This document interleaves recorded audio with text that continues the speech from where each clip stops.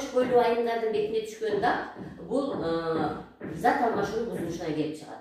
Демек, кош бойлуу болгон кош бойлуу аялдын жатындагы бала чогойгон сайын ичегилер дагы жогору көтөрүлө баштайт, ичегилер жыла баштайт. Мына ошол жылган сайын кандын скорость кровотока деп коет. Кандын айлануунун ылдамдыгы өзгөрө баштайт. Аны менен адамдагы гормондор аз өлчөмдө чыга баштайт. Ошол менен бирге эле өт башкычасы дагы кысылган абалда келет дагы өт башкычасынан чыккан өт дагы аз өлчөмдө түшүп калгандыктан белок, углевод жана май зат алмашуу бузула баштайт. Мына ошонун негизинде мелазма деген теридеги зат пайда болот дагы мына ошол кош бойлуунун бетине чыккан дакка алып келет. Демек, кош бойлуу болоордун астында адам сөзсүз түрдө өзүнүн өтүн чыгарууга өтө жакшы аракет жасаш керек.